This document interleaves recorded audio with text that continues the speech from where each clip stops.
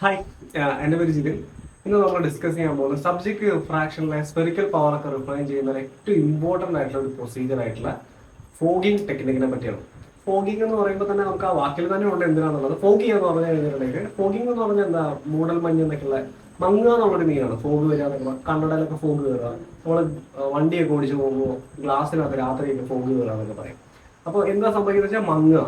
അപ്പോൾ നമ്മൾ എന്ത് ചെയ്യുക, നമ്മളെ റിഫ്രാക്ട് ചെയ്യുന്നതിന്റെ സമയത്ത് നമ്മളായിട്ടൊരു ആർട്ടിഫിഷ്യൽ മങ്ങൽ ക്രിയേറ്റ് ചെയ്യണം, അല്ലെങ്കിൽ നമ്മളൊരു ഫോഗിങ് ക്രിയേറ്റ് ചെയ്യണം. അപ്പോൾ ആ ഒരു പ്രോസസ്സിനെയാണ് ഈ ഫോഗിങ് എന്ന് പറയുന്ന വേർഡ് തന്നെ ഉണ്ട്, ഒരു മങ്ങൽ ക്രിയേറ്റ് ചെയ്യണം. അപ്പോൾ ആ ഒരു പ്രൊസീജിയറിനെയാണ് ഫോഗിങ് എന്ന് പറയുന്നത്. എന്തിനു വേണ്ടിയിട്ടാണ് ഇത് ചെയ്യുന്നതെന്ന് ചോദിച്ചു കഴിഞ്ഞിട്ടുണ്ടെങ്കിൽ നമ്മുടെ കണ്ണിൻ്റെ ഉള്ളിലുള്ള അക്കോമഡേഷനെ റിലാക്സ് ചെയ്യിക്കാൻ വേണ്ടിയിട്ടാണ് നമ്മൾ ഫോഗിങ് ചെയ്യുന്നത്.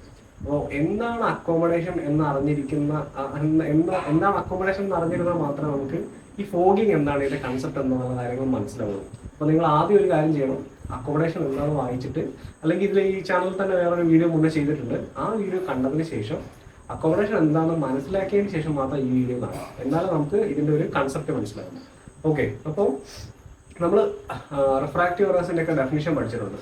അപ്പോൾ മയോപ്പിയ ആണെന്നുണ്ടെങ്കിൽ parallel rays of light coming from infinity are focused in front of the retina when accommodation is being at rest. അല്ലെ, അക്കോമഡേഷൻ റെസ്റ്റിൽ ഇരിക്കുന്ന സമയത്ത്, അല്ലെങ്കിൽ അക്കോമഡേഷൻ റെസ്റ്റിലാവില്ല ഒരിക്കലും. ഫിസിയോളജിക്കലി അക്കോമഡേഷൻ റെസ്റ്റ് ആവുന്ന ഒരു കണ്ടീഷൻ ഇല്ല, മിനിമൽ ആയിട്ടുള്ള ഒരു അക്കോമഡേഷൻ ഉണ്ട്. അപ്പോൾ അതുകൊണ്ട് ചില ഡെഫിനിഷൻസിൽ ഈ അക്കോമഡേഷൻ ബീങ് ആയിട്ട് മിനിമൽ എന്ന് പറയാറുണ്ട്. മിനിമലി ഉള്ള അക്കോമഡേഷൻ സ്റ്റേറ്റിൽ ഉണ്ടാകുന്ന റിഫ്രാക്റ്റീവ് എറർ, അല്ലെ, റെറ്റിനയുടെ മുന്നിൽ വന്ന് വീഴുകയാണെന്നുണ്ടെങ്കിൽ അതിനെയാണ് മയോപ്പിയ എന്ന് പറയുന്നത്. അതേപോലെ തന്നെ റെറ്റിനയുടെ ബാക്കിൽ വന്ന് വീഴുകയാണെന്നുണ്ടെങ്കിൽ അതിനെയാണ് ഹൈപ്പർ മെട്രോപ്പിയ എന്ന് പറയുന്നത്. പക്ഷെ അപ്പോഴും ഒരു കണ്ടീഷൻ ഉണ്ട്, accommodation being at minimal. Accommodation minimal ആയിരിക്കുന്ന സമയത്ത് മാത്രമേ ഈ ഒരു കണ്ടീഷൻ. അതുകൊണ്ടാണ് നമ്മൾ ആ ഡെഫിനിഷന്റെ കൂടെ തന്നെ പറയുന്നത്. പക്ഷെ എല്ലാവരുടെ ഒരു കൺസെപ്റ്റ് അനുസരിച്ച് is in front of the retina അല്ലെങ്കിൽ ഈസ് ബിഹൈൻഡ് ദ റെറ്റിന, അതോടുകൂടി ഡെഫിനിഷൻ കഴിയുന്നതാണ്. അതോടുകൂടി ഡെഫിനിഷൻ കഴിയുന്നില്ല, അതിന്റെ കൂടുതൽ ഒരു സെന്റൻസും കൂടി ഉണ്ട്, accommodation is at rest or accommodation is at minimal. അപ്പോൾ ഈ അക്കോമഡേഷനെ മിനിമൽ ആക്കാൻ വേണ്ടിയിട്ട് നമ്മൾ യൂസ് ചെയ്യുന്ന രണ്ട് ടെക്നിക്കുകളാണ്. ഒന്നാമത്തെ ടെക്നിക്ക് എന്ന് പറഞ്ഞാൽ നമ്മൾ സൈക്ലോപ്ലീജിക് ആയിട്ടുള്ള ഡ്രഗുകൾ യൂസ് ചെയ്യും. സൈക്ലോപ്ലീജിക് ഡ്രഗിന് കോമൺ ആയിട്ടുള്ള എക്സാമ്പിളാണ് സൈക്ലോപെൻഡലൈറ്റ്. ഈ സൈക്ലോപെൻഡലൈറ്റ് നമ്മൾ കണ്ണിൽ ഒഴിച്ചു കഴിഞ്ഞിട്ടുണ്ടെങ്കിൽ കണ്ണിലൊരു മങ്ങൽ ഉണ്ടാവും, കുറച്ച് കോംപ്ലിക്കേഷൻസ് ഉണ്ട്. നമുക്ക് എല്ലാ ആൾക്കാരിലും ഈ ഒരു ഡ്രഗ് എടുത്ത് ഉപയോഗിക്കാൻ പറ്റില്ല. ഇപ്പോൾ ലൈസൻസ് ഒക്കെ ടെസ്റ്റ് ചെയ്യാൻ വന്നു, നമ്മളെടുത്ത് ലൈസൻസ് ഒക്കെ നോക്കാൻ വരുമ്പോൾ വിഷ്വൽ അക്യൂറ്റി നോക്കി, അപ്പോൾ നമുക്ക് റിഫ്രാക്റ്റീവ് എറർ കണ്ടു, നമ്മൾ റിഫ്രാക്ഷൻ ചെയ്ത് നോക്കുകയാണ്. അപ്പോൾ നമുക്ക് സൈക്ലോപ്ലീജിക് ഒഴിച്ച് നോക്കണമെന്ന്. പക്ഷേ പേഷ്യന്റ് ഒറ്റയ്ക്കാണ് വന്നിരിക്കുന്നത്, ബൈക്കിലാണ് വന്നിരിക്കുന്നത്. അപ്പൊ അങ്ങനെയുള്ള സമയത്ത് നമ്മുടെ ഈ പേഷ്യന്റിന്റെ കണ്ണിന്റെ ഉള്ളിൽ കൊണ്ടുപോയിട്ട് നമ്മൾ രണ്ട് മരുന്ന് ഒഴിച്ച് കഴിഞ്ഞാൽ പിന്നെ പേഷ്യന്റിന് നിയർ വിഷൻ ഉണ്ടാവില്ല, അവരുടെ വേറെ ഒന്നും ചെയ്യാൻ പറ്റില്ല, വണ്ടി ഓടിച്ചും തിരിച്ചു പോകാൻ പറ്റില്ല, അടുത്തേക്കുള്ളതൊന്നും കാണാൻ പറ്റില്ല, ഫോൺ നോക്കാൻ പറ്റില്ല, സ്റ്റെപ്പ് ഇറങ്ങാൻ പറ്റില്ല. അപ്പൊ അങ്ങനെയുള്ള ആൾക്കാർക്കൊന്നും നമുക്ക് എന്ത് ചെയ്യാൻ പറ്റില്ല, സൈക്ലോപ്ലീജിക്സ് യൂസ് ചെയ്യാൻ പറ്റില്ല. അതേപോലെ തന്നെ ഹാർട്ടിന് എന്തെങ്കിലും പ്രശ്നമുള്ള ആൾക്കാർ, ആ ഡ്രഗിനോട് എന്തെങ്കിലും അലർജി ഉള്ള ആൾക്കാർ, അപ്പൊ അവർക്കൊന്നും എന്ത് ചെയ്യാൻ പറ്റില്ല, ഈ സൈക്ലോപ്ലീജിക് നമുക്ക് യൂസ് ചെയ്യാൻ പറ്റില്ല. അപ്പോൾ അതിന് ഓൾട്ടർനേറ്റീവ് ആയിട്ടുള്ള രണ്ടാമത്തെ മെത്തേഡിലാണ് ഫോഗിങ് എന്ന് പറയാം. ലെൻസിന് നമ്മൾ എന്ത് ചെയ്യാണ്, അക്കോമഡേഷൻ റിലാക്സ് ചെയ്യിക്കാൻ വേണ്ടിയിട്ട്, കണ്ണിൻ്റെ ഉള്ളിലുള്ള ലെൻസിനുള്ളിലുള്ള അക്കോമഡേഷൻ റിലാക്സ് ചെയ്യിക്കാൻ വേണ്ടിയിട്ട് നമ്മൾ വേറെ കുറച്ച് ലെൻസുകൾ കൊടുത്തിട്ട് അക്കോമഡേഷൻ റിലാക്സ് ചെയ്യുന്നു. അപ്പോൾ എങ്ങനെയാണ് ഈ അക്കോമഡേഷൻ വർക്ക് ചെയ്യുന്നത് ആദ്യം പറയാം. അപ്പോൾ ഇതെന്റെ ലെൻസ് ആണെന്ന് വിചാരിക്കുക, കണ്ണിൻ്റെ ഉള്ളിലുള്ള ലെൻസ് ഇങ്ങനെയായിരുന്നു ഷേപ്പ്. ഇതെല്ലാം ആ വീഡിയോയിൽ ഡീറ്റെയിൽ ആയിട്ട് പറയുന്നുണ്ട് എന്തുകൊണ്ടാണ് ഈ ഷേപ്പ് എന്നൊക്കെ. അപ്പം ഓക്കെ, അപ്പം ഇങ്ങനെ ഇരിക്കുന്ന ഒരു ലെൻസിനകത്ത് നിന്ന് നോർമലി എമ്മട്രോപ്പ് ആയിട്ടുള്ള ഒരാളുടെ കണ്ണിലേക്ക് ലൈറ്റർ വരുമ്പോൾ ലൈറ്റർ നേരെ വന്ന് റെറ്റിനയിൽ വന്ന് വീഴും. ഇങ്ങനെയായിരിക്കും കണ്ണട ഇല്ലാത്ത ഒരാളുടെ കണ്ണിൽ ഇമേജ് ഫോർമേഷൻ നടക്കുന്നത്. എമ്മട്രോപ്പ് ആയിട്ടുള്ള ഒരാളുടെ കണ്ണിൽ ഇവിടെ ആയിരിക്കും ഇമേജ് വന്ന് വീഴുക. നമ്മൾ ഫോഗിങ്ങിൽ എന്താ ചെയ്തതെന്ന് വെച്ച് കഴിഞ്ഞാൽ ഈ ലെൻസിന്റെ മുന്നിൽ, അതായത് നമ്മുടെ കണ്ണിനുള്ളിലുള്ള ലെൻസ് കോർണയും, ഇതിന്റെ മുന്നിൽ ഇവിടെ കോർണയുണ്ട്, അതിനെ ഫ്രണ്ടിൽ കൊണ്ടുപോയി നമ്മൾ വേറൊരു പ്ലസ് ലെൻസ് വെച്ചു കൊണ്ട്, ഓക്കെ, ഇത് വേറൊരു പ്ലസ് ലെൻസ് വെച്ചു. ഈ ഒരു പ്ലസ് ലെൻസ് വെക്കുന്ന സമയത്ത് എന്ത് സംഭവിക്കുന്നത് വെച്ച് കഴിഞ്ഞാൽ ഈ ലൈറ്ററെ കുറച്ചും കൂടി മുന്നിലേക്ക് വന്ന് ഫോക്കസ് ചെയ്യും. ഓക്കെ, ഇവിടെ ഫോക്കസ് ചെയ്ത ഒരു ഇമേജിനെ നമ്മൾ കുറച്ചും കൂടി മുന്നിലേക്ക് കൊണ്ടുവന്ന് ഫോക്കസ് ചെയ്യിക്കും. എന്തിനു വേണ്ടിയിട്ടാണെന്ന് വെച്ച് കഴിഞ്ഞാൽ അവിടെ ഒരു റെറ്റിനൽ ബ്ലർ ഇമേജ് സ്റ്റിമുലേറ്റ് ചെയ്യും. അതായത് ഒരു റെറ്റിനൽ ബ്ലർ സ്റ്റിമുലേറ്റ് ചെയ്യിക്കാൻ വേണ്ടിയിട്ട് നമ്മൾ ഇവിടെ ഒരു പ്ലസ് ലെൻസ് കൊണ്ടേ വെക്കും. അപ്പൊ എന്തുകൊണ്ടാണ് പ്ലസ് ലെൻസ് വരുമ്പോൾ മോർ കൺവേർജിങ് എന്ന് ചോദിച്ചു കഴിഞ്ഞാൽ ഇതിനകത്ത് രണ്ട് പ്രിസമാണ് ഇരിക്കുന്നത്. പ്ലസ് ലെൻസ് എന്ന് പറഞ്ഞു കഴിഞ്ഞാൽ രണ്ട് പ്രിസമാണ്. പ്രിസത്തിനകത്തേക്ക് ലൈറ്റർ കയറി കഴിഞ്ഞ് കഴിഞ്ഞാൽ പ്രിസത്തിന് ഒരു പ്രത്യേകത ഉണ്ട്, അത് ബേസിലേക്ക് റിഫ്രാക്ട് ചെയ്യിക്കും, ബേസിലേക്ക് ഡീവിയേറ്റ് ചെയ്യിക്കും. അതുപോലെ തന്നെ ഈ പ്രിസത്തിനകത്ത് കയറി കഴിഞ്ഞ് കഴിഞ്ഞാലും ലൈറ്ററെ ഡീവിയേറ്റ് ചെയ്യും. അപ്പൊ അതുകൊണ്ടാണ് പ്ലസ് ലെൻസിനകത്തേക്ക് ലൈറ്ററെ കയറി കഴിഞ്ഞ് കഴിഞ്ഞാൽ കൺവേർജിങ് ചെയ്തു പോകുന്നത്.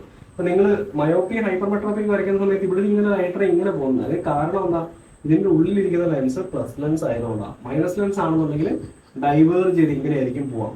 അപ്പൊ നമ്മളൊരു പ്ലസ് ലെൻസ് കണ്ണിന്റെ മുന്നിൽ കൊണ്ട് വെക്കുമ്പോൾ നോർമലി ഇവിടെ ഫോം ചെയ്യുന്ന ഒരു ഇമേജ് കുറച്ചും കൂടി മുന്നിലേക്ക് വന്ന് കൺവേർട്ട് ചെയ്യും. അപ്പൊ എന്ത് സംഭവിക്കുന്നത് വെച്ചാൽ ഇവിടെ റെറ്റിനൽ ബ്ലർ അല്ല, ഇവിടെ ഫോം ചെയ്യുന്ന ഒരു ഇമേജ് എന്ന് പറഞ്ഞു കഴിഞ്ഞാൽ ബ്ലർ ആയിട്ടുള്ള ഒരു ഇമേജ് ആയിരിക്കും. ഒരു പോയിന്റ് ഫോക്കസ് റെറ്റിനയിൽ വരുന്നില്ല, ഇവിടെ ഒരു ബ്ലർ ആയിട്ടുള്ള ഒരു റെറ്റിനൽ ബ്ലർ സ്റ്റിമുലസ്. അപ്പോൾ അക്കോമഡേഷൻ വർക്ക് ചെയ്യണമെന്നുണ്ടെങ്കിൽ അക്കോമഡേഷന്റെ ഒരു സ്റ്റിമുലസ് എന്ന് പറഞ്ഞു കഴിഞ്ഞിട്ടുണ്ടെങ്കിൽ റെറ്റിനൽ ബ്ലർ ആണ്. റെറ്റിനൽ ബ്ലർ ഉണ്ടാകുമ്പോഴാണ് നമ്മുടെ കണ്ണ് എന്ത് ചെയ്യുക, ഈ ലൈറ്റ് റേൻ എങ്ങനെയെങ്കിലും റെറ്റിനയിലേക്ക് എത്തിക്കണം. ഓക്കെ, ഇതിനെ ഇങ്ങോട്ടേക്ക് എത്തിക്കാൻ വേണ്ടിയിട്ട് ലെൻസ് എന്ത് ചെയ്യും, അക്കോമഡേറ്റ് ചെയ്ത് നോക്കും. അപ്പോൾ റെറ്റിനൽ ബ്ലർ വരുന്ന സമയത്തായിരിക്കും എപ്പോഴും അക്കോമഡേഷന്റെ സ്റ്റിമുലസ് വരിക. ഓക്കെ, റെറ്റിനൽ ബ്ലർ വരുമ്പോഴാണ് അക്കോമഡേഷൻ സ്റ്റിമുലേറ്റ് ആവുക.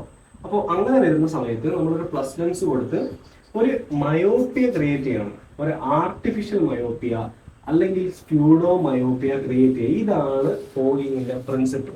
ഓക്കെ, നമ്മൾ ഒരു പ്ലസ് ലെൻസ് കൊടുത്ത് കണ്ണിനുള്ളിൽ ഒരു ആർട്ടിഫിഷ്യൽ മയോപ്പിയ അല്ലെങ്കിൽ സ്യൂഡോ മയോപ്പിയ ക്രിയേറ്റ് ചെയ്യുക എന്നുള്ളതാണ് ഫോഗിങ്ങിന്റെ പ്രിൻസിപ്പിൾ എന്ന് പറയുന്നത്. ഓക്കെ, എന്തിനു വേണ്ടിയിട്ടാണ് ഇവിടെ ഒരു മയോപ്പിയ ക്രിയേറ്റ് ചെയ്യുന്നത്? അപ്പോൾ ശ്രദ്ധിച്ച് കേൾക്കണം എന്തിനു വേണ്ടിയിട്ടാണ്. നമ്മൾ പറഞ്ഞു റേ വന്ന് വീഴുന്നത് മുന്നിലേക്കായിരിക്കും. ഇവിടെ ഒരു മയോപ്പിയ ഫോം ചെയ്തു. മയോപ്പിയ ഫോം ചെയ്യുന്ന സമയത്ത് ലെൻസ്, ഇപ്പൊ ഇതിന്റെ ലെൻസ് ഇത് അക്കോമഡേറ്റ് ചെയ്യാതിരിക്കുകയാണെന്ന് വിചാരിക്കുക. ഇത് നോർമലി ഇരിക്കുന്ന ഒരു സ്റ്റേജിൽ അക്കോമഡേറ്റ് ചെയ്തിട്ടില്ല, നോർമലി ഇരിക്കുക. അപ്പൊ ഈ ലൈറ്റ് റേനെ റെറ്റിനയിലേക്ക് ആക്കാൻ വേണ്ടിയിട്ട്, ബാക്കിലേക്ക് ആക്കാൻ വേണ്ടിയിട്ട് എന്റെ ലെൻസിന് ആകെ ഒരു വഴിയുള്ളൂ. അല്ലെ, കോർണിയ വളയ്ക്കാൻ പറ്റില്ല, ഈ പറയുന്ന ബാക്കിലുള്ള റെറ്റിനെയും വളയ്ക്കാൻ പറ്റില്ല, ഇത് മുന്നിലേക്ക് കൊണ്ടുവരാൻ പറ്റില്ല. ആകെ ചെയ്യാൻ പറ്റുന്നതെന്ന് പറഞ്ഞു കഴിഞ്ഞാൽ ഈ ലെൻസിനെ, ഇതിന്റെ കർവേച്ചർ അങ്ങോട്ടും ഇങ്ങോട്ടും ഒന്ന് വലുതാക്കുക ചെറുതാക്കുക, ഈ ഒരു ഓപ്ഷൻ മാത്രം നമുക്കുള്ളൂ. അപ്പൊ ലെൻസ് എന്ത് ചെയ്യുന്ന വെച്ച് കഴിഞ്ഞാൽ ലെൻസ് ആന്റീരിയർ കർവേച്ചർ കുറച്ചും കൂടി അങ്ങ് കർവ് ചെയ്യും. ഓക്കെ, ഇതിനെയാണ് അക്കോമഡേഷൻ എന്ന് പറയുന്നത്. ലെൻസിന്റെ ആന്റീരിയർ കർവേച്ചർ ചേഞ്ച് ചെയ്യുന്ന ഈ ഒരു പ്രോസസ്സിനെയാണ് അക്കോമഡേഷൻ എന്ന് പറയുക.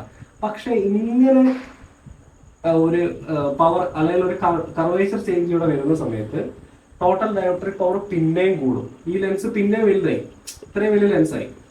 അപ്പൊ എന്താവും, ഇവിടെ പ്ലസ് 10 ആണെന്ന് വിചാരിക്കും, ഇവിടെ ഉള്ള പവർ പ്ലസ് 10 ആണെന്നുണ്ടെങ്കിൽ അക്കോമഡേറ്റ് ചെയ്യുമ്പോൾ എന്താവും, പ്ലസ് 13 ആവും. അപ്പൊ പ്ലസ് പവർ പിന്നെയും കൂടും. അപ്പൊ അക്കോമഡേഷൻ സ്റ്റിമുലേറ്റ് ചെയ്യുന്ന സമയത്ത് മയോപ്പിയ ഉള്ള ഒരു കണ്ണിലേക്ക് പിന്നെ റേ വന്നിട്ട് എങ്ങോട്ടേക്കായിരിക്കും വീഴുക, കുറച്ചും കൂടി മുന്നിലേക്ക് വന്നിട്ട് വീഴും. അപ്പൊ കണ്ണ് എന്ത് ചെയ്യും, ഈ അക്കോമഡേഷൻ ചെയ്തുകൊണ്ട് ഒരു ഉപകാരമില്ല. കാരണം ഓൾറെഡി ഒരു ബ്ലർ ആയിട്ടുള്ള ഒരു ഇമേജ് ആണ് ഇവിടെ ഫോം ചെയ്യുന്നത്. അപ്പോൾ അതിനെ മുന്നിലേക്ക് ആക്കാൻ വേണ്ടിയിട്ട് നമ്മൾ അക്കോമഡേഷൻ ചെയ്ത് കഴിഞ്ഞാലും പിന്നെ അവിടെ ഫോം ചെയ്യുന്ന കൂടുതൽ ബ്ലർ ആയിട്ടുള്ള ഒരു ഇമേജ് ആയിരിക്കും. അപ്പൊ കണ്ണിന് എന്താക്കും, കണ്ണിന് മനസ്സിലായി എന്താ ഇത് അക്കോമഡേഷൻ ചെയ്തിട്ട് കാര്യമൊന്നുമില്ല, ഇത് റിലാക്സ് ആയിട്ട് വെക്കുമ്പോഴാണ് പിന്നെ തമ്മിൽ ഭേദം തൊമ്പെന്നൊക്കെ പറയില്ല. അപ്പൊ അതേപോലെ ഒരു ഇമേജ് കിട്ടുന്നത് ഇത് റിലാക്സ് ആയിട്ട് ഇരിക്കുമ്പോഴാണ്. ഓക്കെ, അപ്പോൾ റിലാക്സ് ആയിട്ട് ഇരിക്കുമ്പോഴാണ് ഏറ്റവും എന്താ പറയാ ബ്ലർ കുറവ്. അപ്പൊ എന്ത് ചെയ്യില്ല, ലെൻസ് അക്കോമഡേഷനെ സ്റ്റിമുലേറ്റ് ചെയ്യിക്കില്ല. അതിന് വേണ്ടിയിട്ടാണ് നമ്മൾ എന്ത് ചെയ്യുന്നത്, റെറ്റിനയുടെ മുന്നിൽ ഒരു മയോപ്പിയ ക്രിയേറ്റ് ചെയ്യുന്നത്. അപ്പൊ നമ്മൾ എപ്പോഴും ശ്രദ്ധിക്കേണ്ട കാര്യം, മയോപ്പിക് ആയിട്ടുള്ള ഒരു പേഷ്യന്റിനെ സംബന്ധിച്ചിടത്തോളം അക്കോമഡേഷൻ വലിയ ഒരു എന്താ പറയുക, അക്കോമഡേഷന് വലിയൊരു റോളില്ല. കാരണം മയോപ്പിക് പേഷ്യന്റിന് അക്കോമഡേഷൻ വർക്ക് ചെയ്ത് കഴിഞ്ഞിട്ടുണ്ടെങ്കിൽ എന്താ സംഭവിക്കുക എന്ന് വെച്ച് കഴിഞ്ഞാൽ ഒന്നും കൂടി ബ്ലർ ആവുകയുള്ളൂ. പക്ഷെ ഒരു ഹൈപ്പർ മെട്രോപിക് പേഷ്യന്റിന്റെ ബാക്കിലാണ് ലൈറ്റ് റേ വന്ന് വീഴുന്നത്. ഈ ലൈറ്റ് റേനെ മുന്നിലേക്ക് ആക്കാൻ വേണ്ടിയിട്ട് എന്തിനു കഴിയും, ലെൻസിന് കഴിയും. ഇതൊന്ന് അക്കോമഡേറ്റ് ചെയ്ത് പവർ കൂട്ടിക്കഴിഞ്ഞു കഴിഞ്ഞാൽ ഇവിടെ പോയിരിക്കുന്ന ഈ ഒരു കൺവേർജ് ചെയ്ത് വരുന്ന റേനെ കുറച്ചുകൂടി മുന്നിലേക്ക് എത്തിക്കാൻ ആർക്ക് കഴിയും, ലെൻസിന് കഴിയും. അപ്പോൾ അക്കോമഡേഷൻ എപ്പോഴും ഏറ്റവും സീൻ ആയിട്ടുള്ള റിഫ്രാക്റ്റീവ് എറർ എന്ന് പറഞ്ഞു കഴിഞ്ഞിട്ടുണ്ടെങ്കിൽ അത് ഹൈപ്പർ മെട്രോപ്പിയാണ്. അപ്പോൾ നമ്മൾ എപ്പോഴും റിഫ്രാക്ഷൻ ചെയ്യുമ്പോൾ നമുക്ക് തെറ്റിപ്പോകുന്ന ഒരു കാര്യമാണ് അണ്ടർ കറക്ഷൻ, ഓവർ കറക്ഷൻ. നമുക്ക് എപ്പോഴും അത് മാറിപ്പോകും. ഓക്കെ, അപ്പോൾ അത് ഓർത്തിരിക്കാൻ വേണ്ടിയിട്ട് മയോപ്പ് എന്നുള്ള ആ പേര് തന്നെ ഉണ്ട്, മയോപ്പ്. ഓക്കെ, മയോപ്പ് ഈ ഒരു പേരിൽ നിന്ന് നമുക്ക് കിട്ടും. മയോപ്പി എപ്പോഴും ഓവർ കറക്റ്റഡ് ആയിരിക്കും. ഓക്കെ, ഓവർ പവർ എന്ന് ഓർത്ത് വെച്ചാൽ മതി. അല്ലെങ്കിൽ മയോ എന്ന് മാത്രം ഓർത്ത് വെച്ചാൽ മയോപ്പി എപ്പോഴും ഓവർ കറക്റ്റഡ് ആയിരിക്കും. മയോപ്പിയ ഓവർ കറക്റ്റഡ് എപ്പോ, അക്കോമഡേഷൻ വരുമ്പോൾ. അക്കോമഡേഷൻ ഉള്ള ഒരു സ്റ്റേറ്റിലാണ് നമ്മൾ റിഫ്രാക്ഷൻ ചെയ്യുന്നതെന്നുണ്ടെങ്കിൽ മയോപ്പി എപ്പോഴും ഓവർ കറക്റ്റഡ് ആയിരിക്കും. ഹൈപ്പർ മെട്രോപ്പി എപ്പോഴും അണ്ടർ കറക്റ്റഡ് ആയിരിക്കും. ഇതിന് എപ്പോഴും ഓപ്പോസിറ്റ് ആയിരിക്കും. എന്തുകൊണ്ടാണ് മയോപ്പിയയിൽ ഓവർ കറക്റ്റഡും ഹൈപ്പർ മെട്രോപ്പിയയിൽ അണ്ടർ കറക്റ്റഡ് വരുന്നത് നോക്കാം. ഭയങ്കര ഇമ്പോർട്ടൻ്റ് ആയിട്ടുള്ളൊരു കൺസെപ്റ്റ് ആണ്, ഇത് മനസ്സിലാക്കണം. കുറച്ചൊരു എന്താ പറയാ, ഒന്ന് കോൺസെൻട്രേറ്റ് ചെയ്യാം. ഓക്കെ, ഹൈപ്പർ മെട്രോപ്പിയുടെ കണ്ടീഷനിൽ ഇപ്പൊ ഞാൻ പറഞ്ഞു, ഇപ്പൊ എന്താ പറയുക, ഇവിടെയാണ് വന്ന് വീഴുന്നത്. അപ്പൊ എന്താ, റെറ്റിനയുടെ ബാക്കിലാണ് വീഴുന്നത്. Hypermetropia behind, myopia in front. ഇത് എപ്പോഴും ഓർത്തിരിക്കുക. മയോപ്പിയ, MI എന്ന് പറഞ്ഞ MI യുടെ മൊബൈൽ ഫോൺ, അല്ലെങ്കിൽ മുംബൈ ഇന്ത്യൻസ് എന്ന് പറയുന്ന IPL cricket team, Mumbai Indian fans ഒക്കെ ഉണ്ടെന്നുണ്ടെങ്കിൽ MI എന്ന് ഓർത്ത് വെക്കാം. Mumbai Indians, myopia in front, HB haemoglobin, hypermetropia behind. Hypermetropia എപ്പോഴും ബിഹൈൻഡിലായിരിക്കും വന്ന് ഫോക്കസ് ചെയ്യുക. അപ്പൊ ഇങ്ങനെ ഫോക്കസ് ചെയ്യുന്ന ഒരു ലെൻസ്, ഓക്കെ, ഇവിടെ വന്ന് ലൈറ്ററെ ഫോക്കസ് ചെയ്യുകയാണെങ്കിൽ ലെൻസിൽ അക്കോമഡേഷൻ ഒന്നും സ്റ്റിമുലേറ്റ് ചെയ്തിട്ടില്ല കേട്ടോ. അക്കോമഡേഷൻ സ്റ്റിമുലേറ്റ് ചെയ്തിട്ടില്ല, നേരെ ഇരിക്കുകയാണ്. ഓക്കെ, ഇങ്ങനെ ഇരിക്കുകയാണ്. ലൈറ്ററെ വന്ന് വീഴുന്നത് എൻ്റെ റെറ്റിനയുടെ ബാക്കിലാണ്, ബിഹൈൻഡിലേക്കാണ് വന്ന് ലൈറ്ററെ വീഴുന്നത് വിചാരിക്കാം. ഹൈപ്പർമെട്രോപ്പിയുടെ കണ്ടീഷനാണ് പറയുന്നത്. ഇങ്ങനെയുള്ള ഒരു കണ്ടീഷനിൽ ലൈറ്ററെ ബാക്കിലേക്ക് വന്ന് വീഴുന്നു. അപ്പൊ ഇവിടെ എന്ത് സംഭവിച്ചു? ഒരു റെറ്റിനൽ ബ്ലർ ഉണ്ടായി. റെറ്റിനയിൽ ബ്ലർ ആയിട്ടുള്ള ഒരു ഇമേജ് ആണ്. ഒരു പോയിന്റ് ഫോക്കസ് വന്നു കഴിഞ്ഞാൽ മാത്രമേ റെറ്റിനയിൽ ഒരു ക്ലിയർ ആയിട്ടുള്ള ഒരു ഇമേജ് കിട്ടുള്ളൂ. അപ്പൊ റെറ്റിനൽ ബ്ലർ എന്ന് പറഞ്ഞു കഴിഞ്ഞിട്ടുണ്ടെങ്കിൽ പോയിന്റ് ഫോക്കസ് ഇല്ല എന്നാണ് എന്റെ മീനിങ്. അപ്പൊ ബാക്കിലേക്ക് ഇമേജ് വന്ന് വീഴുന്ന സമയത്ത് റെറ്റിന എന്ത് ചെയ്യും? റെറ്റിനയ്ക്ക് മനസ്സിലായി ബാക്കിലേക്കാണ് വീഴുന്നത്. അപ്പൊ എന്ത് ചെയ്യും? കണ്ണ് ബ്രെയിനോട് പറയും, അയ്യോ ലൈറ്റർ ബാക്കിലേക്കാണ് വീഴുന്നത്, എന്തെങ്കിലും ചെയ്യാൻ പറ്റുമെന്നുണ്ടെങ്കിൽ ചെയ്യാം. അപ്പോൾ കണ്ണിന് ചെയ്യാൻ പറ്റുന്നത് എന്താ, ബ്രെയിനിന് ചെയ്യാൻ പറ്റുന്നതെന്ന് പറഞ്ഞു കഴിഞ്ഞാൽ ഇവിടെയുള്ള സീലിയറി മസിൽസിനെ സ്ട്രെച്ചൻ ചെയ്യിക്കുക. എന്നിട്ട് എന്ത് ചെയ്യുക? ലെൻസിനെ അക്കോമഡേറ്റ് ചെയ്യിക്കുക. ലെൻസിന്റെ കർവേച്ചർ കുറച്ചും കൂടി കൂട്ടുക, പവർ കൂട്ടുക. ഓക്കെ, പവർ കൂടുന്ന സമയത്ത് എന്ത് സംഭവിക്കും? ഈ ലൈറ്ററെ മുന്നിലേക്ക് വരും. ഓക്കെ, ഇങ്ങനെ നേരെ മുന്നിലേക്ക് കയറി വരും. ഈ ലൈറ്ററെ അക്കോമഡേറ്റ് ചെയ്യുന്നതിനനുസരിച്ചിട്ട് ലെൻസിന്റെ ഈ ഒരു പവർ കൂടുന്നതനുസരിച്ച് ഈ ലൈറ്ററെ ഇങ്ങോട്ടേക്ക് വരും, മുന്നിലേക്ക് വരും. അപ്പൊ ഇങ്ങനെ വരുന്ന സമയത്ത് ഹൈപ്പർമെട്രോപ്പി നമ്മൾ അണ്ടർ കറക്റ്റഡ് ആണെന്ന് വിചാരിക്കാം. ഈ പേഷ്യന്റ് റിഫ്രാക്റ്റീവ് എറർ +10 ഡയോപ്റ്റർ ആണെന്ന് വിചാരിക്കാം. ഓക്കെ, +10 ഡയോപ്റ്റർ ആണ് ഈ പേഷ്യന്റിന്റെ. സൈക്ലോപ്ലേജിക് റിഫ്രാക്ട് ചെയ്തപ്പോൾ നമുക്ക് കിട്ടിയ റിഫ്രാക്റ്റീവ് എറർ നമ്മൾ സൈക്ലോ ചെയ്തപ്പോൾ നമുക്ക് റിഫ്രാക്റ്റീവ് എറർ കിട്ടി +10 ഡയോപ്റ്റർ ആണ്. അക്കോമഡേഷൻ ഒന്നും ഇല്ലാത്ത സമയത്ത് 10 ഡയോപ്റ്റർ ആണ് റിഫ്രാക്റ്റീവ് എറർ. പക്ഷെ നമ്മൾ സൈക്ലോപ്ലേജിക് റിഫ്രാക്ഷൻ ഒക്കെ കഴിഞ്ഞ ഒരാഴ്ച കഴിഞ്ഞ് പേഷ്യന്റിനെ വിസിറ്റിംഗ് വിളിച്ചപ്പോൾ പേഷ്യന്റ് റിഫ്രാക്റ്റീവ് എറർ +8 ആണ്.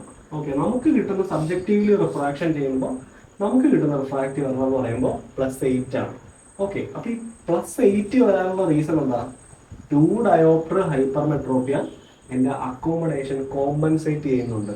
ഓക്കെ, അപ്പോൾ എന്റെ 2 ഡയോപ്റ്റർ ഹൈപ്പർമെട്രോപ്പിയനെ എന്റെ കണ്ണിന്റെ ലെൻസ് കോമ്പൻസേറ്റ് ചെയ്തിട്ടാണ് 8 ഡയോപ്റ്റർ ആക്കിയിട്ട് എനിക്ക് റിസൾട്ട് കിട്ടുന്നത്. അപ്പൊ ആ 2 ഡയോപ്റ്റർ എന്ന് പറയുന്നത് എന്താ? ഇവിടെ അണ്ടർ കറക്റ്റഡ് ആണ്. ശരിക്കുള്ള റിഫ്രാക്റ്റീവ് എറർ എത്ര? 10 ഡയോപ്റ്റർ ആണ്. പക്ഷെ അക്കോമഡേഷൻ കാരണം നമുക്ക് കിട്ടിയിരിക്കുന്ന റിഫ്രാക്റ്റീവ് എറർ +8 ആണ്. അപ്പോൾ 10 വേണ്ടടുത്ത് നമ്മൾ എത്ര കറക്റ്റ് ചെയ്തിരിക്കുന്നത്? +8 ആണ് കൊടുത്തിരിക്കുന്നത്. ഇതിനെയാണ് അണ്ടർ കറക്ഷൻ എന്ന് പറയാം. അപ്പൊ ഹൈപ്പർമെട്രോപ്പി ഉള്ള ഒരാൾക്ക് എപ്പോഴും അണ്ടർ കറക്ഷൻ ആയിരിക്കും. ഓക്കെ, ഇനി മയോപ്പി ഉള്ള കേസിൽ എങ്ങനെയാണ് ഓവർ കറക്റ്റഡ് ആവുമെന്ന് പറയാം. മയോപ്പി ഉള്ള കേസിൽ ഓവർ കറക്റ്റഡ് ആവാനുള്ള കാരണം എന്ന് പറഞ്ഞു കഴിഞ്ഞാൽ അക്കോമഡേഷൻ സ്റ്റിമുലേറ്റ് ആവുമ്പോഴാണ്. അക്കോമഡേഷൻ സ്റ്റിമുലേറ്റ് ആയിട്ടിരിക്കാൻ വിചാരിക്കുക. ഇപ്പൊ ഈ ഒരു ലെൻസിൽ അക്കോമഡേഷൻ സ്റ്റിമുലേറ്റ് ആയിട്ടിരിക്കുകയാണ്. സ്റ്റിമുലേറ്റ് ആയിട്ടിരിക്കുന്ന സമയത്ത് എന്റെ ലൈറ്ററെ വന്നിട്ട് ഇവിടെ ഫോക്കസ് ചെയ്തു. ഓക്കെ, ഇവിടെ വന്നിട്ട് ഫോക്കസ് ചെയ്തു സ്റ്റിമുലേറ്റ് ആയിരിക്കുന്ന സമയത്ത്. ഇനി ഞാൻ ഈ പേഷ്യന്റിനെ സൈക്ലോപ്ലേജിക് റിഫ്രാക്ഷൻ ചെയ്തു. സൈക്ലോപ്ലേജിക് റിഫ്രാക്ഷൻ ചെയ്തപ്പോൾ എന്റെ ലെൻസിന്റെ അക്കോമഡേഷൻ പോയി നോർമൽ ലെൻസായി. നോർമൽ ലെൻസ് ആയിരിക്കുന്ന സമയത്ത് എന്ത് ചെയ്തു? ഇപ്പോൾ കൺവേർജൻസ് കൂടുതലായിരിക്കും അല്ലെ? അക്കോമഡേറ്റ് ചെയ്തിരിക്കുന്ന സമയത്ത് കൺവേർജൻസ് കൂടുതലായിരിക്കും. പക്ഷെ നോർമൽ സ്റ്റേറ്റിലേക്ക് വന്നപ്പോഴത്തേക്ക് കുറച്ചും കൂടി ബാക്കിലേക്ക് പോകും. ഇവിടെ ആയിരിക്കും വന്ന് ഫോക്കസ് ചെയ്യാം. ഓക്കെ, ഇപ്പൊ ഇവിടെ ആയിരിക്കും വന്ന് കുറച്ചും കൂടി ബാക്കിലേക്കായിരിക്കും ഈ അക്കോമഡേഷൻ ഇല്ലാത്ത സമയത്ത് വന്ന് ഫോക്കസ് ചെയ്യാം. അപ്പോൾ നമ്മൾ വിചാരിക്കുക, നമ്മൾ റിഫ്രാക്ഷൻ ചെയ്തുകൊണ്ടിരിക്കുമ്പോൾ പേഷ്യന്റ് അക്കോമഡേറ്റ് ചെയ്തിട്ടാണ് ഇരുന്നതെന്നുണ്ടെങ്കിൽ നമുക്ക് ഇപ്പൊ ഈ ഒരു പേഷ്യന്റിന് ഞാൻ സൈക്ലോപ്ലേജിക് റിഫ്രാക്ഷൻ ചെയ്ത സമയത്ത് എനിക്ക് കിട്ടിയിരിക്കുന്ന പവർ -4 ഡയോപ്റ്റർ ആയിരുന്നു. ഓക്കെ, -4 ആയിരുന്നു. പക്ഷെ ഞാൻ സൈക്ലോപ്ലേജിക് റിഫ്രാക്ഷൻ ഒക്കെ കഴിഞ്ഞ ഒരു 2 ആഴ്ച കഴിഞ്ഞ് പേഷ്യന്റ് റിവ്യൂവിന് തിരിച്ചു വിളിച്ചപ്പോൾ എനിക്ക് കിട്ടിയിരിക്കുന്ന പവർ -2 ഡയോപ്റ്റർ ആയിരിക്കും. ഓക്കെ, -2 അല്ലെങ്കിൽ -2 അല്ല, നമ്മൾ പറഞ്ഞത് ഓവർ കറക്റ്റഡ് ആയിരിക്കും പറഞ്ഞത്. മയോപ്പി ഓവർ കറക്റ്റഡ് ആയിരിക്കും. -6 ഡയോപ്റ്റർ. Okay, -6 dioptre. അപ്പൊ ഇങ്ങനെ വരാനുള്ള റീസൺ എന്താണെന്ന് വളരെ ശ്രദ്ധിച്ചു കഴിഞ്ഞു. ഇങ്ങനെ വരാനുള്ള റീസൺ എന്താണെന്ന് ചോദിച്ചു കഴിഞ്ഞാല് എന്റെ ലെൻസ് അക്കോമഡേറ്റ് ചെയ്തിരിക്കുന്ന സമയത്ത് ലൈറ്ററെ കുറച്ചും കൂടി മുന്നിലേക്ക് വന്നിട്ടായിരിക്കും വീഴുക. അപ്പൊ ഇവിടെ എത്ര ആക്സിയൽ ലെങ്ത് പിന്നെയും കൂടി. അപ്പൊ ഇവിടുത്തെ റിഫ്രാക്റ്റീവ് എന്ന് പറയുമ്പോൾ -6 ആയിരിക്കും. ഇനി അക്കോമഡേഷൻ ഇല്ലാത്ത സമയത്തുള്ള റിഫ്രാക്റ്റീവ് എന്ന് പറയുമ്പോൾ -4 ആയിരിക്കും. മനസ്സിലായോ? അപ്പൊ അക്കോമഡേഷൻ സ്റ്റിമുലേറ്റ് ആയിരിക്കുന്ന ഒരു കണ്ടീഷനിൽ ഞാൻ റിഫ്രാക്ഷൻ ചെയ്യുവാണെന്ന് എന്റെ ലൈറ്ററെ വന്ന് വീഴുന്നത് മുന്നിലേക്കായിരിക്കും. അപ്പോൾ ഞാൻ കൊടുക്കുന്നത് ശരിക്കുള്ള പവർ -4 ആണെന്നുണ്ടെങ്കിലും ഞാൻ ആ ഒരു സമയത്ത് -6 കൊടുത്താലേ എനിക്ക് വായിക്കാൻ പറ്റുള്ളൂ. മനസ്സിലായോ? അപ്പൊ അവിടെ 2 ഡയോപ്റ്റർ സ്റ്റിമുലേറ്റ് ചെയ്യുന്ന ആരാ? കൂടുതൽ കൺവേർട്ട് ചെയ്യുന്നതുകൊണ്ടാണ് ആ 2 ഡയോപ്റ്റർ അവിടെ വന്നത്. അതിന് കാരണക്കാരനാണെന്ന് ചോദിച്ചാൽ ലെൻസിന്റെ അക്കോമഡേഷൻ ആണ്. അപ്പൊ മയോപ്പിയ ഉള്ള ഒരാൾക്ക് ഓവർ കറക്റ്റഡ് ആവാനും ഹൈപ്പർ മെട്രോപ്പി ഉള്ള ഒരാൾക്ക് അണ്ടർ കറക്റ്റഡ് ആവാനും ഉള്ള ചാൻസ് ഉണ്ട് അക്കോമഡേഷൻ ചെയ്യുവാണെന്നുണ്ടെങ്കിൽ. അപ്പോൾ ഇത് ഒഴിവാക്കാൻ വേണ്ടിയിട്ടാണ് നമ്മൾ ഫോഗിങ് എന്ന് പറയുന്ന ഒരു ടെക്നിക്ക് ചെയ്യുന്നത്.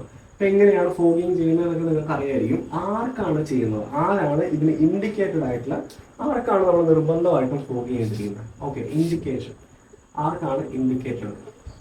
അതിൽ ഒന്നാമത്തെ കണ്ടീഷൻ, നമ്മൾ കുറച്ച് കണ്ടീഷൻസ് പറയാണ്. നിർബന്ധമായിട്ടും ചെയ്തിരിക്കുന്ന കണ്ടീഷനിൽ ഒന്നാമത് പറയേണ്ടതെന്ന് വെച്ചാൽ പീഡിയാട്രിക്സ്, ചെറിയ കുട്ടികളിൽ നമ്മൾ എന്ത് ചെയ്യും? പീഡിയാട്രിക്സ് പറഞ്ഞാൽ തീരെ പൊടിക്കുഞ്ഞുങ്ങളല്ല. തീരെ പൊടിക്കുഞ്ഞുങ്ങളെ കൊണ്ട് നമുക്ക് ഫോഗിങ് ചെയ്യാൻ പറ്റില്ല. കാരണം നമുക്ക് സബ്ജക്റ്റീവ് ആയിട്ടുള്ളൊരു മെത്തേഡാണ്. സ്കൂളിലൊക്കെ പഠിക്കുന്ന പിള്ളേർ, പ്രീ സ്കൂൾ ആയിട്ടുള്ള കുട്ടികളും സ്കൂൾ ഏജിൽ നിന്നുള്ള ഒരു ഇൻഫന്റൈൽ തൊട്ട് ഒരു അഡൾട്ട് വരെയുള്ള എല്ലാ കുട്ടികൾക്കും നമ്മൾ എന്ത് ചെയ്തിരിക്കണം? പീഡിയാട്രിക്സിന് ഫോഗിങ് ചെയ്തിരിക്കണം. കാരണം എന്താണെന്ന് വെച്ച് കഴിഞ്ഞാൽ കുട്ടികളിൽ എപ്പോഴും നിയർ വർക്ക് കൂടുതലായിരിക്കും, അവർക്ക് എക്സസീവ് ആയിട്ടുള്ള അക്കോമഡേഷൻ ഉണ്ടാവും. അപ്പോൾ നിയർ വർക്ക് കൂടുതലായതുകൊണ്ട് തന്നെ എക്സസീവ് അക്കോമഡേഷൻ ഉണ്ടാവും. അപ്പൊ അതിനെ റിലാക്സ് ചെയ്തിട്ട് വേണം നമ്മൾ എന്ത് ചെയ്യാൻ? സബ്ജക്റ്റീവ് റിഫ്രാക്ഷൻ ചെയ്യാൻ. അതേപോലെ തന്നെ കുട്ടികളായതുകൊണ്ട് എന്താണെങ്കിലും ഹൈപ്പർ മെട്രോപ്പിക് ആയിരിക്കും. കാരണം കണ്ണ് പൂർണ്ണമായിട്ടും ഡെവലപ്പ് ആയിട്ടില്ല. അപ്പൊ കണ്ണിന്റെ ഇമേജ് വന്ന് വീഴുന്നത് കണ്ണിന് മുന്നിലായിരിക്കും. ഹൈപ്പർ മെട്രോപ്പിക് ആയിരിക്കും റിഫ്രാക്റ്റീവ് ആണത്. ഹൈപ്പർ മെട്രോപ്പി ഉള്ള ആൾക്ക് നമ്മളിപ്പോൾ ഓൾറെഡി പറഞ്ഞു ഹൈപ്പർ മെട്രോപ്പി ഉള്ള ആൾക്ക് എന്താ സംഭവിക്കുന്നത്. അപ്പൊ അതുകൊണ്ട് പീഡിയാട്രിക്സിന് നിർബന്ധമായിട്ട് എന്ത് ചെയ്തിരിക്കണം? നമ്മൾ ഫോഗിങ് ചെയ്തിരിക്കണം. രണ്ടാമത്തെ കണ്ടീഷൻ എന്ന് പറഞ്ഞു കഴിഞ്ഞാൽ നിർബന്ധമായിട്ട് ചെയ്യേണ്ടത് ഈ പറയുന്ന പോലെ എന്തെങ്കിലും സ്കിൻഡ് സ്പെഷ്യൽ കേസിൽ, അതായത് സ്കിൻഡ് അതുകൊണ്ട് തന്നെ ആംബ്ലിയോപ്പിയ ഉള്ള കണ്ടീഷൻ, അത് എല്ലാ സ്കിന്നിലും എല്ലാ ആംബ്ലിയോപ്പിയയിലും നമ്മൾ ചെയ്യില്ല, ചില കണ്ടീഷൻസ് ഉണ്ട്. അപ്പോൾ അതിൽ നിർബന്ധമായിട്ട് നമ്മൾ എന്ത് ചെയ്തിരിക്കണം? നമ്മൾ ഇത് ചെയ്തിരിക്കണം. അതേപോലെ ഇപ്പോൾ സ്കിന്ന് പറയുകയാണെന്നുണ്ടെങ്കിൽ ഡൈവേർജിങ് സ്കിന്നും ഉണ്ട്, അതുപോലെ തന്നെ കൺവേർജനും ഉണ്ട്. അതായത് അക്കോമഡേഷൻ റിലേറ്റഡ് ആയിട്ടും കൺവേർജൻസ് റിലേറ്റഡ് ആയിട്ടും വരുന്ന ചില സ്കിന്ന് കേസുകളിൽ നമ്മൾ നിർബന്ധമായിട്ടും ഫോഗിങ് ചെയ്തിരിക്കണം.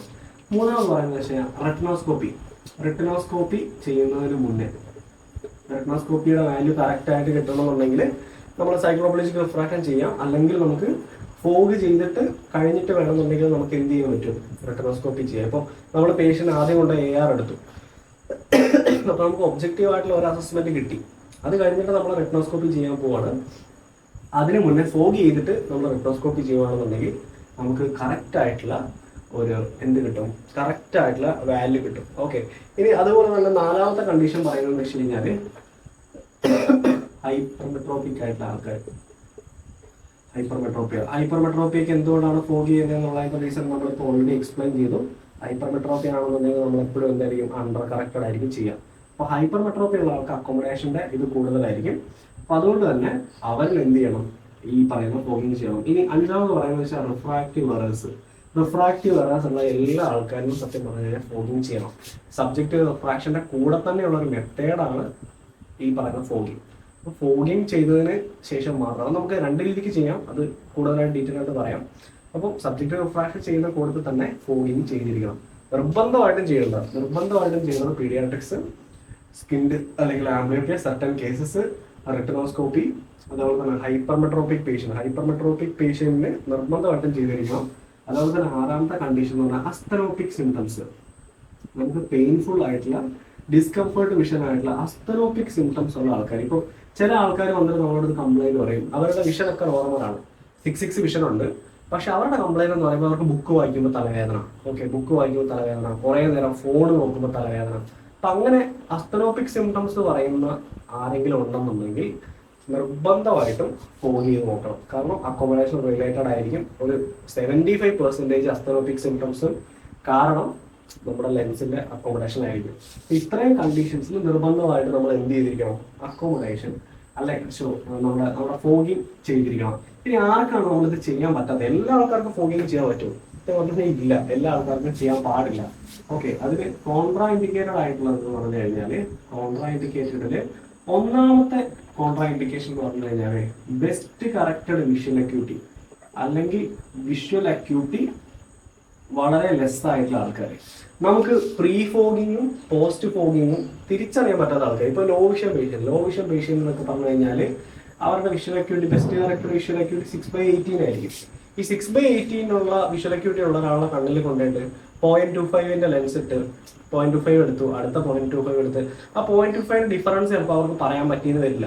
660 വിഷൻ ഉള്ള ഒരാൾ അവരുടെ മുന്നിൽ കണ്ണിൽ നമ്മൾ ലെൻസ് ഇട്ട് വരുന്ന സമയം കളഞ്ഞൊരു കാര്യമില്ല. അവർക്കൊന്നും വിഷ്വൽ അക്യൂട്ടി കുറവുള്ള ആൾക്കാർക്ക്, എസ്പെഷ്യലി ലോ വിഷൻ 680 താഴെ വിഷൻ ഉള്ള ആൾക്കാർക്കൊന്നും എന്ത് ചെയ്യണ്ട, വെറുതെ ഫോഗിങ് ചെയ്ത് സമയം കളയണ്ട. നമുക്ക് പ്രത്യേകിച്ച് ഒരു ബെനിഫിറ്റും ഇല്ല. രണ്ടാമത്തെ കണ്ടീഷൻ എന്ന് പറഞ്ഞു കഴിഞ്ഞാൽ അഫേക്കിക് ആയിട്ടുള്ള പേഷ്യന്റ്. അപ്പൊ നമ്മൾ എന്തിനു വേണ്ടിയിട്ടാണ് ഈ ഫോഗിങ് ചെയ്യുന്നത്? ലെൻസിന്റെ അക്കോമഡേഷൻ റിലാക്സ് ചെയ്യിക്കാൻ. അഫേക്കിക് ആയിട്ടുള്ള ആൾക്കാർ എന്ന് പറഞ്ഞു കഴിഞ്ഞാൽ എന്താ, അവർക്ക് ലെൻസ് ഇല്ല. ഓക്കെ, അവർക്ക് ലെൻസേ ഇല്ല. അപ്പൊ ലെൻസ് ഇല്ലാത്ത ഒരാളുടെ മുന്നിൽ കൊണ്ടുപോയി വെച്ചിട്ട് നമ്മൾ എന്ത് ചെയ്യണ്ട, ചില്ലിട്ട് കളിക്കേണ്ട കാര്യമില്ല, കാരണം ലെൻസ് ഇല്ല അവിടെ. അപ്പൊ അഫേക്കിക് ആയിട്ടുള്ള ആൾക്കാർക്ക് എന്ത് ചെയ്യണ്ട, ഫോഗിങ് ചെയ്യണ്ട. മൂന്നാമത്തെ കണ്ടീഷൻ എന്ന് പറഞ്ഞു കഴിഞ്ഞിട്ടുണ്ടെങ്കിൽ ഇൻഡസ്ട്രിയലൈസേഷനെ കൊണ്ട് പറയാം, അഫേക്കിക് ആയിട്ടുള്ള ആൾക്കാര് സൈക്ലോപ്ലീജിക്സ് യൂസ് ചെയ്തിരിക്കുന്ന ആൾക്കാർ. അതായത് നമ്മൾ ഓൾറെഡി കണ്ണിൽ മരുന്നൊക്കെ ഇട്ട് വെയിറ്റ് ചെയ്തിരിക്കുക. മരുന്ന് ഇട്ട് കഴിഞ്ഞിട്ടുണ്ടെങ്കിൽ പിന്നെ ഫോഗിങ് ചെയ്യേണ്ട ആവശ്യമില്ല, കാരണം പിന്നെ അവിടെ സീലിയറി മസിൽസിന് ആക്ഷൻ ഒന്നുമില്ല, അക്കോമഡേഷൻ പിന്നെ അവിടെ നടക്കില്ല. അപ്പൊ അവരിൽ നമ്മൾ എന്ത് ചെയ്യണ്ട, സൈക്ലോപ്ലീജിക് ആയിട്ടുള്ള ഡ്രഗ് ഇട്ട് കഴിഞ്ഞിരിക്കുന്ന ആൾക്കാരുടെ കണ്ണിൽ കൊണ്ട് പിന്നെ ഫോഗ് ചെയ്യേണ്ട ആവശ്യമില്ല. ഓക്കെ, ഇനി നാലാമത്തെ കണ്ടീഷൻ എന്ന് പറഞ്ഞു കഴിഞ്ഞാൽ അനൈസോമെട്രോപ്പിയ. അനൈസോമെട്രോപ്പിയ എന്ന് പറഞ്ഞാൽ നമ്മൾ പറഞ്ഞിട്ടുണ്ട്, രണ്ട് കണ്ണിലും രണ്ട് റിഫ്രാക്ഷൻ, അല്ലെ, രണ്ട് റിഫ്രാക്ഷൻ. അത് ഹൈ ആയിട്ടുള്ള അനൈസോമെട്രോപ്പിയ എന്താ വെച്ചാൽ രണ്ട് കണ്ണിലും best corrected visual acuity same അല്ലാതിരിക്കുക. അപ്പോൾ ഒരു കണ്ണിൽ, എൻ്റെ വലത്തെ കണ്ണിൽ എനിക്ക് 6/6 ഉണ്ട്, പക്ഷേ എൻ്റെ ഇടത്തെ കണ്ണിൽ എനിക്ക് 6/12 ഉണ്ട്. അപ്പോൾ ഒരു കണ്ണിൽ 6/12, ഒരു കണ്ണിൽ 6/6. ഇങ്ങനെ വരുന്ന സമയത്ത് ഫോഗിങ് ചെയ്ത് കഴിഞ്ഞാൽ നമുക്ക് ബെസ്റ്റ് ആയിട്ടുള്ള റിസൾട്ട് കിട്ടണമെന്നില്ല. അപ്പൊ അതേപോലെ തന്നെ ഇപ്പോൾ 6/24 6/6 ഒക്കെ വരുന്ന സമയത്ത് നമുക്ക് ഇതിനെ കമ്പയർ ചെയ്യാൻ പറ്റില്ല. ഓക്കെ, അപ്പോൾ രണ്ട് കണ്ണിലും രണ്ട് വിഷ്വൽ അക്യൂട്ടി ആണെന്നുണ്ടെങ്കിൽ അത് തിയറട്ടിക്കലി പറയുമ്പോൾ ഒരു ലൈനിന്റെ ഡിഫറൻസ് ഉണ്ടെങ്കിൽ പോലും ഈ ഫോഗിങ് ചെയ്യരുതെന്നാണ് പറയാം. ഇപ്പോൾ 6/6ഉം 6/9 ആണെന്നുണ്ടെങ്കിൽ കൂടി ഫോഗിങ് ചെയ്യരുതെന്നാണ് പറയാം. അപ്പോൾ അങ്ങനെ വരുന്ന കണ്ടീഷൻ. ഇനി അനൈസോമെട്രോപ്പിയ ഹൈ ആവുമെന്ന് പറഞ്ഞു കഴിഞ്ഞിട്ടുണ്ടെങ്കിൽ അറിയുമെന്ന് അറിയില്ല. അനൈസോമെട്രോപ്പിയ 3 എണ്ണം ഉണ്ട്, ലോ ഉണ്ട്, ഹൈ ഉണ്ട്, വെരി ഹൈ ഉണ്ട്. ഓക്കെ, അതിൽ ലോ എന്ന് പറഞ്ഞു കഴിഞ്ഞിട്ടുണ്ടെങ്കിൽ less than 2.5 dioptre. Okay, 0 to less than 2.5 dioptre വരെയാണ് ലോ എന്ന് പറയാ. 2.5 തൊട്ട് 6 ഡയോപ്റ്റർ വരെ, 6 ഡയോപ്റ്റർ വരെയാണ് ഹൈ എന്ന് പറയാം. ഗ്രേറ്റർ ദാൻ 6 ഡയോപ്റ്ററിനെയാണ് വെരി ഹൈ എന്ന് പറയാം. അപ്പോൾ 2.5 തൊട്ട് 6 ഡയോപ്റ്റർ വരെ ഡിഫറൻസ് ഉള്ള ഒരാളുടെ കണ്ണിൽ നമ്മൾ എന്ത് ചെയ്യാൻ പാടില്ല, ഫോഗിങ് ചെയ്യാൻ പാടില്ല. അപ്പൊ ഈ 4 കണ്ടീഷനാണ് കോൺട്രാഇൻഡിക്കേറ്റഡ് ആയിട്ടുള്ള 4 കണ്ടീഷൻ എന്ന് പറയാം. ഇനി നമുക്ക് എന്താണ് റിക്വയർമെന്റ്, ഫോഗിങ് ചെയ്യാൻ വേണ്ടി നമുക്ക് എന്താ വേണ്ടതെന്ന് വെച്ച് കഴിഞ്ഞാൽ നമുക്ക് വലിയ കൂടുതൽ സാധനങ്ങളൊന്നും വേണ്ട. നമുക്കൊരു ട്രയൽ ഫ്രെയിം വേണം, ഒക്ലൂഡർ വേണം, അതുപോലെ തന്നെ നമ്മുടെ ട്രയൽ ലെൻസുകൾ വേണം, നമുക്കൊരു വിഷ്വൽ അക്യൂട്ടി ചാർട്ട് വേണം. വിഷ്വൽ അക്യൂട്ടി ചാർട്ട് എടുക്കുന്ന സമയത്ത് എപ്പോഴും ശ്രദ്ധിക്കേണ്ട കാര്യം, സ്നെല്ലൻ അക്യൂട്ടി ചാർട്ടിനേക്കാളും എപ്പോഴും ബെറ്റർ ബെയ്ലി-ലോവി ചാർട്ട്, അതേപോലെ തന്നെ ETDRS, early treatment diabetic retinopathy സ്റ്റഡീസിന്റെ ചാർട്ട്, അല്ലെങ്കിൽ യോഗ്മാർ ചാർട്ട്. എന്തിനു വേണ്ടിയിട്ട് അത് യൂസ് ചെയ്യുന്നത് വെച്ച് കഴിഞ്ഞാൽ ക്രൗഡിങ് ഫിനോമിന ഒഴിവാക്കാൻ വേണ്ടിയിട്ടാണ്. ക്രൗഡിങ് ഒഴിവാക്കാൻ വേണ്ടിയിട്ട് യോഗ്മാറോ ETDRSോ അല്ലെങ്കിൽ ബെയ്ലി-ലോവി ആയിട്ടുള്ള ചാർട്ടുകൾ വേണം നമ്മൾ ഫോഗ് ചെയ്യുമ്പോൾ എപ്പോഴും യൂസ് ചെയ്യാൻ. ഓക്കെ, ഇത്രയും കാര്യങ്ങൾ പറഞ്ഞു. ഇനി ഫോഗ് ചെയ്യുന്ന സമയത്ത് ഒരു 3 കണ്ടീഷൻ കൂടിയുണ്ട്. എങ്ങനെയാണ് ഫോഗ് ചെയ്യുന്നതെന്ന് കൂടി പറഞ്ഞു കഴിഞ്ഞാൽ നമ്മുടെ വീഡിയോ ഏകദേശം നമുക്ക് അവസാനിപ്പിക്കാം. ഇനി ഒരുപാട് കാര്യങ്ങളുണ്ട്, പക്ഷെ അത്രയൊന്നും പറഞ്ഞ് അത്ര നമുക്ക് കേട്ടിരിക്കാൻ പറ്റില്ല. ഇത് തന്നെ ഇപ്പൊ നിങ്ങൾക്ക് ഉറക്കം വരുന്നുണ്ടോ എനിക്കറിയാം. അപ്പോൾ എന്തിനു വേണ്ടിയിട്ടാണ് ഫോഗ് ചെയ്യണമെന്നുള്ള കാര്യങ്ങൾ പറഞ്ഞു, 3 കണ്ടീഷൻ പറഞ്ഞു. ഇനി നമ്മൾ ഞാൻ ഡൗട്ട് ചെയ്തിട്ടുണ്ട്, നമ്മൾ ഫോഗിങ് ചെയ്യുന്ന സമയത്ത് സാധാരണ എല്ലാ ആൾക്കാരും ചെയ്യുന്നത് എങ്ങനെയാണ്, ബൈനോക്കുലർലി ആയിരിക്കും, അല്ലെ? നമ്മൾ ബാലൻസിംഗ് ഒക്കെ ചെയ്യുന്നതിന് മുന്നേ ബൈനോക്കുലർ 2 കണ്ണും തുറന്ന് വെച്ചിട്ട് 2 കണ്ണിലും ഈ ചില്ലടലും എടുക്കലും പരിപാടിയായിരിക്കും. ഓക്കെ, അപ്പോൾ ശരിക്കും പ്രൊസീജിയർ എന്ന് പറഞ്ഞു കഴിഞ്ഞാൽ നമുക്കറിയാം, നിങ്ങൾ കേട്ടിട്ടുണ്ടോ എന്നറിയില്ല, മാക്സിമം +4 മാക്സിമം വിഷ്വൽ അക്യൂട്ടി എന്ന് പറഞ്ഞൊരു കൺസെപ്റ്റ് ഉണ്ട്. മാക്സിമം പ്ലസ് പവർ കൊടുക്കും. ഹൈപ്പർപെൻട്രോപ്പിക് ആയിട്ടുള്ള ഒരു പേഷ്യന്റ് വരുന്ന സമയത്ത് എപ്പോഴും മാക്സിമം പ്ലസ് പവർ കൊടുക്കണം. ഈ ഒരു പ്രൊസീജിയറിന് മുന്നേ, അതായത് നമ്മൾ റിഫ്രാക്ഷൻ ചെയ്യുന്നതിന് മുന്നേ ആണ് നമ്മൾ ബാലൻസിങ് ചെയ്യുക. അപ്പോൾ ബാലൻസിങ് ചെയ്യുമ്പോൾ എപ്പോഴും മോണോക്കുലറിലാണ് ചെയ്യുന്നത്. ഒരു കണ്ണ് ഒക്ലൂഡ് ചെയ്ത് ഒരു കണ്ണാണ് നമ്മൾ എന്ത് ചെയ്യുക, നമ്മുടെ ഫോഗിങ് ചെയ്യുക. ഒരു കണ്ണിലാണ് ഫോഗിങ് ചെയ്യുക. ഇനി നമുക്ക് ബൈനോക്കുലറിൽ ചെയ്യാം. ബൈനോക്കുലറിൽ ചെയ്യുമ്പോൾ ഉള്ളൊരു കണ്ടീഷൻ എന്ന് പറഞ്ഞു കഴിഞ്ഞാൽ 2 കണ്ണിന്റെയും best corrected visual acuity same ആണെന്നുണ്ടെങ്കിൽ നമുക്ക് എന്ത് ചെയ്യാം, ബൈനോക്കുലർലി ഫോഗ് ചെയ്യാം. ഇപ്പോൾ എമ്മട്രോപ്പ് ആയിട്ടുള്ള ഒരാൾ, 6/6 വിഷ്വൽ അക്യൂട്ടി ഉള്ള ഒരാൾ, അല്ലെങ്കിൽ ഒരു 0.75 പവർ ഉണ്ട്, പക്ഷെ അവർക്ക് 6/6 2 കണ്ണിനുണ്ട്, അങ്ങനെയാണെന്നുണ്ടെങ്കിൽ നമുക്ക് എന്ത് ചെയ്യാം, ബൈനോക്കുലർലി ഫോഗ് ചെയ്യാം, കുഴപ്പമൊന്നുമില്ല. പക്ഷെ മോണോക്കുലറിലെയാണ് കറക്റ്റായിട്ട് ഫോഗ് ചെയ്യേണ്ടത്. ഒരു കണ്ടീഷൻ എന്ന് പറഞ്ഞു കഴിഞ്ഞാൽ അവരുടെ ബെസ്റ്റ് കറക്റ്റഡ് ആയിട്ടുള്ള വിഷ്വൽ അക്യൂട്ടി അവരുടെ കണ്ണിൽ വെച്ചതിന് ശേഷം മാത്രമേ എന്ത് ചെയ്യാൻ പാടുള്ളൂ, ഫോഗ് ചെയ്യാൻ പാടുള്ളൂ. ഓക്കെ, അപ്പോൾ ഇതിന്റെ പ്രിൻസിപ്പിൾ എന്ന് പറഞ്ഞു കഴിഞ്ഞാൽ തന്നെ നമ്മൾ മങ്ങിക്കുക എന്ന് പറഞ്ഞത് അല്ലേ. അപ്പോൾ കറക്റ്റ് ആദ്യം എന്ത് ചെയ്യണം, നമ്മൾ റെറ്റിനൽ സ്റ്റിമുലസ് ക്ലിയർ ആയിട്ടുള്ള റെറ്റിനൽ ഇമേജ് കൊടുത്തതിന് ശേഷമാണ് നമ്മൾ മങ്ങിക്കുക. അപ്പോൾ ക്ലിയർ ആയിട്ടുള്ള റെറ്റിനൽ ഇമേജ് കൊടുക്കുക എന്നുള്ളതാണ് ഫസ്റ്റ് സ്റ്റെപ്പ്. അപ്പോൾ ആദ്യം എന്ത് ചെയ്യുക, റിഫ്രാക്ഷൻ ചെയ്യുക. റിഫ്രാക്ഷൻ ചെയ്തിട്ട് നമുക്ക് രണ്ട് രീതിക്ക് ചെയ്യാം. ശരിക്കും പറയുകയെന്ന് വെച്ച് കഴിഞ്ഞാൽ ആദ്യം ഒബ്ജക്റ്റീവ് റിഫ്രാക്ഷൻ അല്ലെങ്കിൽ ARO റെറ്റിനോസ്കോപ്പിയോ ചെയ്തിട്ട് ആ റിഫ്രാക്ഷൻ വെച്ചിട്ട് വേണം ഫോഗ് ചെയ്യാൻ. ഇല്ലാന്നുണ്ടെങ്കിൽ ചില കണ്ടീഷനിൽ നമ്മൾ റിഫ്രാക്ഷൻ കഴിഞ്ഞിട്ട് ഫോഗ് ചെയ്യാറുണ്ട്. ഓക്കെ, എന്നിട്ട് പിന്നെ നമ്മൾ ആ പവർ അതിനകത്തേക്ക് ആഡ് ചെയ്ത് കൊടുക്കാറുണ്ട്. അങ്ങനെയും ചെയ്യാം. അപ്പോൾ നമുക്ക് പവർ ക്ലിയർ ആയി കഴിഞ്ഞാൽ നമുക്ക് ബെസ്റ്റ് കറക്റ്റഡ് ആയിട്ടുള്ള വിഷ്വൽ അക്യൂട്ടി ആ ട്രയൽ ഫ്രെയിമിൽ പ്ലേസ് ചെയ്തതിന് ശേഷം മാത്രമേ എന്ത് ചെയ്യാൻ പാടുള്ളൂ, ട്രയൽ ഫ്രെയിമിൽ പ്ലേസ് ചെയ്യുക. അതാണ് first step, place. Okay, best corrected ആയിട്ടുള്ള വിഷ്വൽ അക്യൂട്ടിയുടെ പവർ. ഓക്കെ, ഈ പവർ നമ്മൾ ഇതിനകത്ത് ട്രയൽ ഫ്രെയിമിനകത്ത് വെച്ചതിന് ശേഷം മാത്രമേ എന്ത് ചെയ്യാൻ പാടുള്ളൂ, ഫോഗ് ചെയ്യാൻ പാടുള്ളൂ. കുറച്ച് കണ്ടീഷൻസ് ആണ് പറയുന്നത് എങ്ങനെ ചെയ്യേണ്ടതെന്നുള്ളത് കേട്ടോ. രണ്ടാമത്തെ സ്റ്റെപ്പ് എന്ന് പറഞ്ഞു കഴിഞ്ഞാൽ ഒക്ലൂഡ്. ഓക്കെ, ഏത് കണ്ണാണോ ചെയ്യുന്നത്, ഇപ്പോൾ സാധാരണയായിട്ട് നമ്മൾ റൈറ്റ് ആണ് ചെയ്യുക, ലെഫ്റ്റ് ഒക്ലൂഡ് ചെയ്യും, എന്നിട്ട് വേണം നമ്മൾ ചെയ്യാൻ. ഓക്കെ, മൂന്നാമത്തെ കണ്ടീഷൻ ഇത് ഭയങ്കര ഇമ്പോർട്ടൻ്റ് ആണ്, ഇത് ശ്രദ്ധിക്കണം. ഹൈപ്പർ പെട്രോപ്പി ഉള്ള ഒരാൾക്ക് ഫോഗ് ചെയ്യുന്നു. ഓക്കെ, ഹൈപ്പർ പെട്രോപ്പി ഉള്ള ഒരാൾക്ക് ഫോഗ് ചെയ്യുന്ന സമയത്ത് നമ്മൾ എപ്പോഴും ലെൻസ് ഫ്രെയിമിനകത്തേക്ക് ഇട്ടിട്ട് വേണം അതിൽ നിന്ന് ലെൻസ് എടുക്കാൻ. പ്രത്യേകം ശ്രദ്ധിക്കണം. ഹൈപ്പർ മെട്രോപ്പി ഉള്ള ഒരാളുടെ കണ്ണിൽ ഫോഗ് ചെയ്യുമ്പോൾ നമ്മൾ എങ്ങനെ ഫോഗ് ചെയ്യുന്നതെന്ന് അറിയാലോ. നമ്മൾ പവർ ഇട്ടിട്ട് പ്ലസ് പവർ ഇട്ടിട്ടാണ് നമ്മൾ ഫോഗ് ചെയ്യുക. പ്ലസ് പവർ ഇട്ടിട്ട് ഇപ്പം ഞാനൊരു 3 ഇട്ടു, 3 ആദ്യം ഇട്ടു, ബ്ലറാക്കി. അടുത്ത ഞാൻ എന്ത് ചെയ്യണം, 2.75 എടുക്കണം. 0.25 സ്റ്റെപ്പിലാണ് നമ്മൾ ഫോഗ് ചെയ്യുന്നത്. 2.75 എടുത്ത് ട്രയൽ ഫ്രെയിമിൽ വെച്ചതിന് ശേഷം വേണം 3 അവിടെ നിന്ന് എടുക്കാൻ. ഓക്കെ, അപ്പൊ ഹൈപ്പർ മെട്രോപ്പി ഉള്ള ഒരാൾക്ക് ഫോഗ് ചെയ്യുന്ന സമയത്ത് പവർ എപ്പോഴും ഇട്ടതിന് ശേഷം മാത്രമേ എടുക്കാൻ പാടുള്ളൂ. ഓക്കെ, പവർ പുട്ട് ചെയ്തതിന് ശേഷം മാത്രമേ എന്ത് ചെയ്യാൻ പാടുള്ളൂ, ലെൻസ് റിമൂവ് ചെയ്യാൻ പാടുള്ളൂ. മയോപ്പി ആണെന്നുണ്ടെങ്കിൽ നേരെ ഓപ്പോസിറ്റ് ആയിരിക്കും. മയോപ്പി ആണെന്നുണ്ടെങ്കിൽ ഒരു ലെൻസ് എടുത്തതിന് ശേഷമാണ് take lens first. Okay, take lens കഴിഞ്ഞതിന് ശേഷമായിരിക്കും inside lens. Okay, inside lens ആദ്യം ലെൻസ് നമ്മൾ എടുക്കും. +3 ആണെന്നുണ്ടെങ്കിൽ +3 എടുത്ത് താഴെ വെച്ചിട്ട് അടുത്ത ലെൻസ് +2.75 എടുത്തിട്ട് കണ്ണിന്റെ ഫ്രണ്ടിൽ വെക്കും. ഓക്കെ, അപ്പോൾ ഹൈപ്പർ മെട്രോപ്പി ഉള്ള ഒരാൾക്ക് എപ്പോഴും ലെൻസ് കണ്ണിന് മുമ്പിൽ ഇടണം. കാരണം എന്താ സംഭവിക്കുക, ഹൈപ്പർ മെട്രോപ്പി ഉള്ള ഒരാൾക്ക് അക്കോമഡേഷൻ മുട്ടി നിൽക്കുകയാണ്. എന്തിനു വേണ്ടിയിട്ട്, സ്റ്റിമുലേറ്റ് ആവാൻ വേണ്ടി. കാരണം അക്കോമഡേഷൻ സ്റ്റിമുലേറ്റ് ചെയ്ത് കഴിഞ്ഞാൽ ലൈറ്റ് മുന്നിലേക്ക് വരും.